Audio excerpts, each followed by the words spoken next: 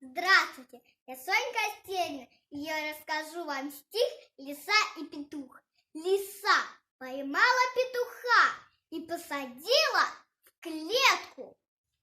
Я откормлю вас, ха-ха-ха, и съем вас, как конфетку.